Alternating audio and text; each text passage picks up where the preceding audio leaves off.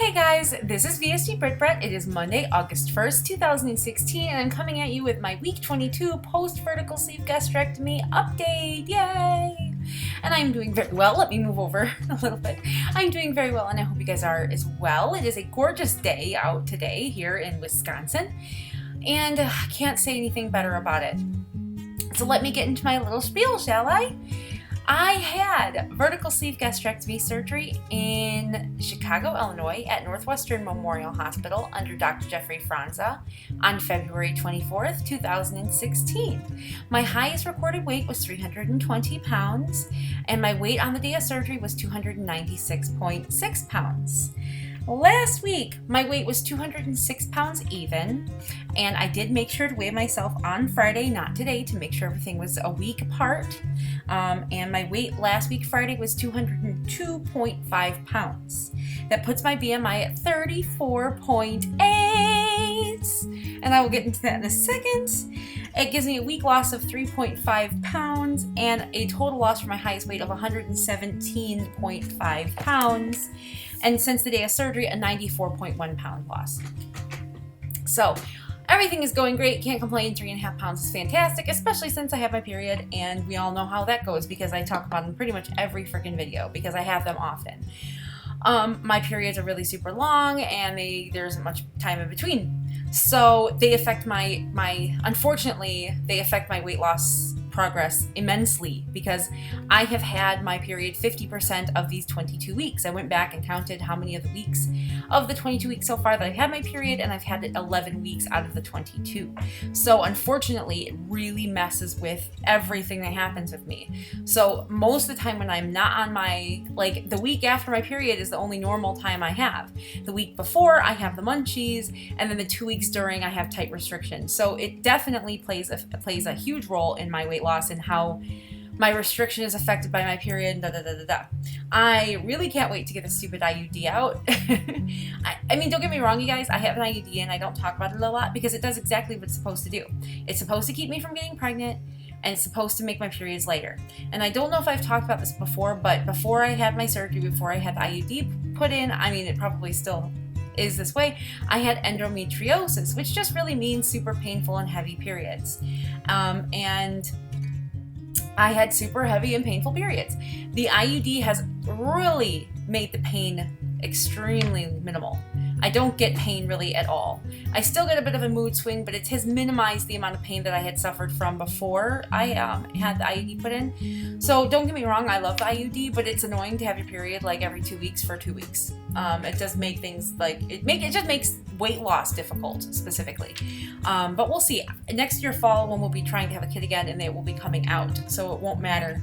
I have had people tell me I should go to talk to my OB-GYN. The thing is that what is she going to do? She's going to tell me that that's normal and that I could have it taken out, and I'm not having it taken out. I'm not going to go on pills. If you guys know, I'm not reliable with taking pills. I take my thyroid pretty religiously, but like my calcium I suck at. I would probably suck at the birth control as well. This makes it so that I don't have to worry about it, and it does have a slight annoying side effect to it, but I will take it over having the crazy heavy periods or possibly getting pregnant when I can barely feed myself. I'm not going to try and get pregnant at only 5 months out, 5-6 months out. So that's where that is. There's nothing, and on top of the fact that if you ever have an IUD put in, it is not pleasant to have it put in. It's not the most painful thing I've ever gone through, but it's pretty freaking painful. It's pretty freaking painful, and to go through that just to have her taken out 4 months later, or 7 months later, something like that, and have to go on something else, I'm not going to do that. I had it put in. I'm going to deal with this annoying period schedule I have, and just deal with it. At least my periods aren't painful, so that is why I'm always talking about it. Now, my BMI, why that number is so important. Now, in general, you guys know that, or if you don't know, now you do, that I don't think BMI is accurate, and most people will tell you the same thing. It isn't accurate. It's a dumb number that was made up by some dude a long ass time ago, and on basically a whim to measure health, and it's very inaccurate. There are better ways to measure health than BMI. However, this is what they use to have the surgery. This is what your doctor uses to determine your health, and I would like to see a healthy BMI eventually, but I am perfectly fine with an overweight BMI. I'd like to see a healthy BMI. It doesn't mean I expect to stay there. So yeah. Anyways, 34.8. It takes me under the 35 BMI thing, which is obese class 2 was 35 and up. So now I'm technically obese class 1 because I am 34.8 BMI, which is fantastic. I am obese class 1, and then next I'll be sailing into overweight BMI class. Woo! And then maybe normal. Oh, normal. Isn't that crazy? Where I'd like to settle is overweight BMI class, because I just don't think that a normal BMI class will be very feasible for me, but we will see. I don't know. I used to be a normal BMI way back when I was a kid, but where my body tended to like to be, even when I considered myself a healthy weight, was an overweight class. So we'll see. On top of the fact that I'm very physically active, and to maintain muscle and stuff like that, generally you won't be a low BMI. You'll have a little bit higher BMI. So we'll see. We'll see, you guys. Yes. So out of my period stuff, this last week with my food, it's been a struggle to get things in. I've been doing okay. I've been hitting like just below my 900 calories and stuff like that. So I've been hitting just below that. So I'm okay. The weight's still kind of coming off. It just doesn't want to really move. And I'm probably because my calories are low. My protein is still really high. And as you guys saw in my eating in a day video, my protein is extremely high and my carbs are extremely low. So if you want to see what I eat in a day, go ahead and check out Eat in a Day. I made it like a couple of days ago. And you can take a look, or you can check out MyFitnessPal. I have an open diary. You can take a look at what I eat. I am not saying I'm a perfect person. Sure as shit ain't. I have bad days, for sure, especially the few days leading up to my period are horrible days.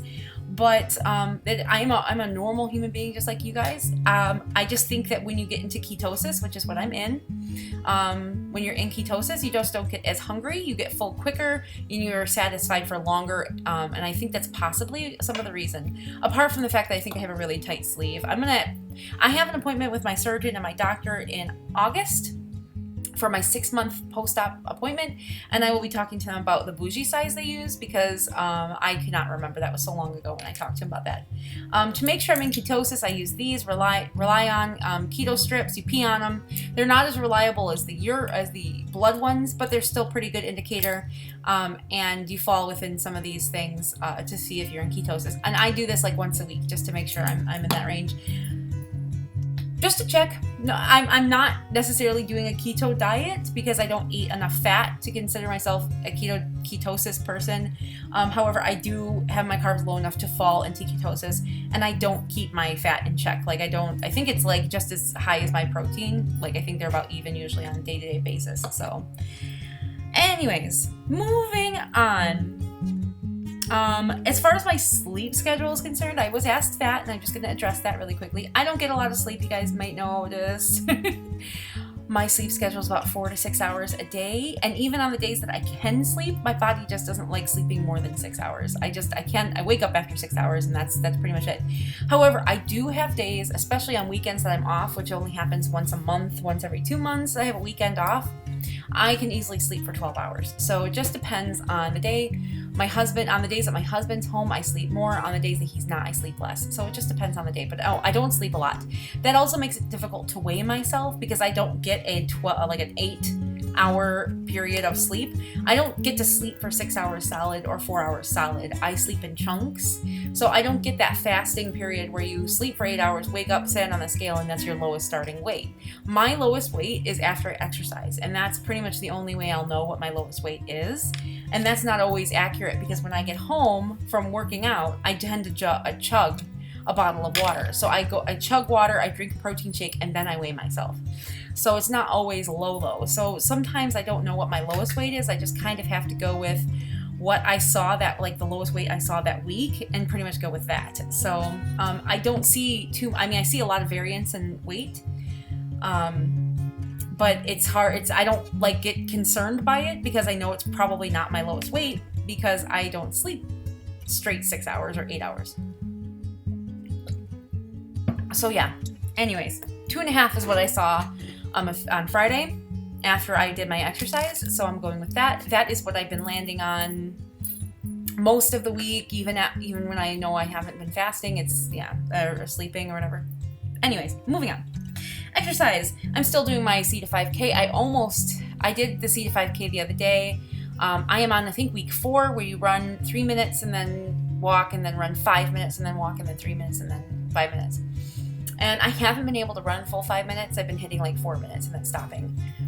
And the other day I hit 5 because I realized I was running too freaking fast. And that's why I can't hit 5 minutes. Like I can hit 5 minutes on the treadmill easily. I could possibly go over that. And I couldn't figure out why. And it's because, I mean, it's just some simple thinking about it. It's because I run too fast outside. I run like an 11-minute mile outside. Like my miles end up at 11. And downstairs it's like a 12 or 13. So I don't know why I'm going that. Like I just don't. It's hard to like. And on the treadmill, it controls how fast you go. Outside, you just run. So you sometimes forget how fast you're going. So when I slowed myself down a little bit and jogged rather than run, I was able to hit that 5 minutes easily. And I almost cried. Like I couldn't believe it.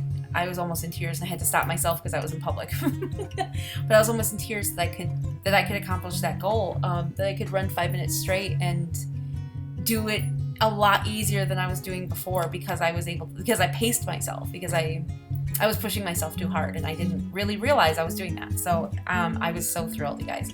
And I'm very thrilled that I can move on to week 5 because now I know I can do week 4, moving on to week 5. Biking, you'll see a picture in the beginning. That's me and my daughter. Probably not the beginning, but like anyways, the image that you see. Anyways, me and my daughter have been biking out in the country. I normally do bike, but I usually go on this like a really grassy trail, and it can be really difficult to go very far because it's grassy and muddy and shitty, and bumpy as crap. People take their horses out on the trail, so it's like really bumpy, and then you hit a lot of horse shit. So I've been going out on the roads, in the back roads in the country, and my daughter has been liking using the actual infant, the baby seat in the front, not the trailer. So that's been a lot easier to go farther and faster.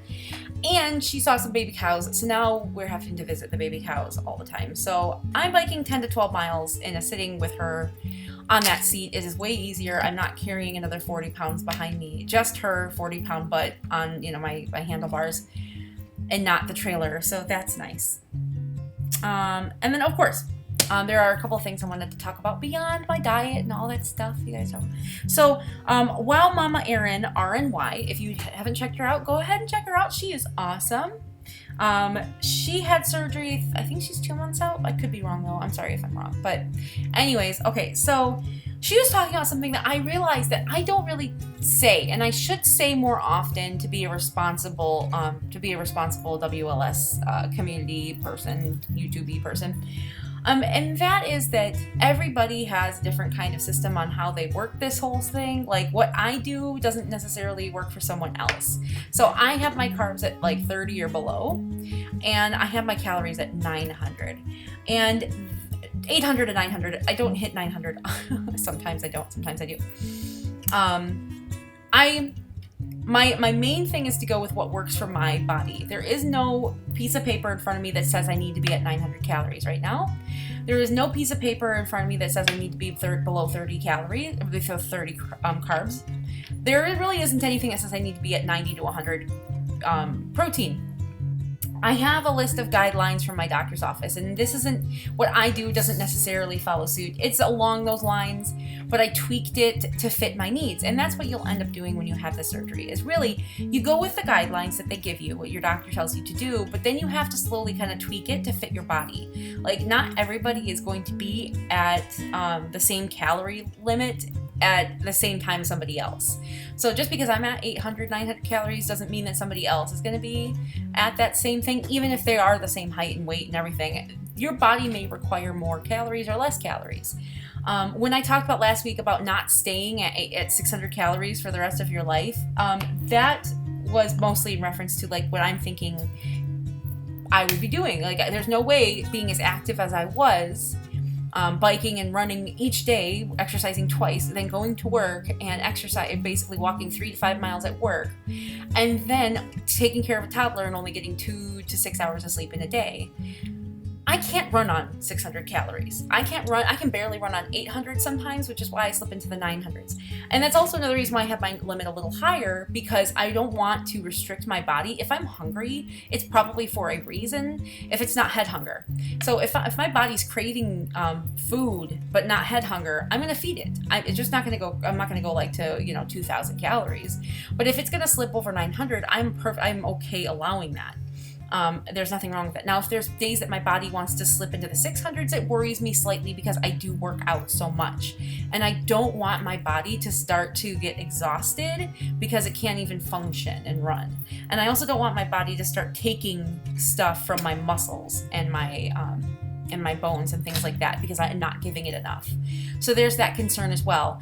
Now, if you are a physically active person, like extremely active, like I have been, or like most weight loss people are or plan to be, you probably don't want to stay with low calories. It's actually good to give yourself higher calories if you're extremely active because your body needs fuel and you don't want your body taking it away from your muscles and things like that. Most of the time, it'll take it from your fat and things like that, but it also can take it away from your muscles, and that's a concern. And most bodybuilders and extremely active, fit people that are farther out, that are pretty much done losing the weight but are maintaining or building muscle, will tell you that 600 calories and doing all that stuff isn't going to cut it. 800 calories isn't going to cut it. You're going to need to up your calories to do those things. There's a lot of people, like if there's a lot of people to check out in the weight loss surgery community on YouTube that are now actively like bodybuilding or things like that, they do not eat 800 calories. They eat quite a bit. So if you check those people out and see what I'm talking about. But in the end, when I'm talking about like my diet and things like that, it's what works for me. I can't eat a lot of food at one time. I have a very tight sleeve. So my snacks are extremely small and limited. And like Jody said, I eat like a bird, which is good. I'm glad I do. But so I can't fit in a lot of things. Like my snacks are very tiny. And even when I do splurge, it's super small because I just can't get enough in. I can't get in enough to do a lot of damage anyways. So even when I go and do naughty things, I still tend to lose weight because I just can't eat a lot. So that's probably the reason my carbs are so low, is because I really can't eat that much stuff. So even if I do eat carbs, it's like one cookie, one thin tiny cookie, like half a chocolate, it's not 2 M&Ms. It's not a big deal. So there's also another thing I wanted to talk about. So yeah, and I'll actually put the other thing off to another day. But I want to finish with saying, yes, this is what I do. This is me. This is what works for me. I have found that this technique of keeping my carbs low and my calories reasonable and adjusting as I go, and adjusting everything as I go, protein, everything, leaving my fat alone, letting myself have fat, and letting myself also enjoy treats once in a while works for me. I have found it works really well for me. However, you really have to find what works for you. Works for me doesn't gonna necessarily work for you. We all have a different physiology. I have different heights, and we start at different weights, and we have different metabolisms and factors that affect those metabolisms: sleep and stress and work and play, and there's a lot of things that affect that. So in no way, shape, or form am I saying this is the end-all be-all when I tell you what I do or what I think is right for me. I will definitely give suggestions, but I probably should insert more often that this is what works for me, and what works for you may be completely different. So, and thank you to everybody who remarks and stuff like that, and thank you to Wow Mama Erin RNY for bringing it up, because it is important to remember that we're all different. We're all going to do things differently, and this isn't the end all be all for sure. So yes, I definitely agree with her, and I appreciate her bringing that up. I also want to mention that if you don't agree with the things that I eat or the diet that I eat or something like that, I am perfectly fine with you guys mentioning it or talking to me about it in the comments. I'm very open to open discussions, not necessarily criticisms. However, you're going to have to be prepared for me to have a bit of a rebuttal, because if you want to question the things that I eat or talk about the things that I eat or maybe not agree with it, I'm going to say something back. I'm going to say, hey, well, this is what I think and I disagree. However, I'm always polite and kind about it, and I would appreciate the same thing back to me. Okay, guys? So I'm sorry that was super long, but that is my week 22 update. I will come at you guys midweek. I'm going to put off the skin flake just a little bit because I realized that I did it the first week of the month last month in July. So I'm going to give it a couple more days and then I will do one, okay? I'll talk to you guys soon. Take care. Bye.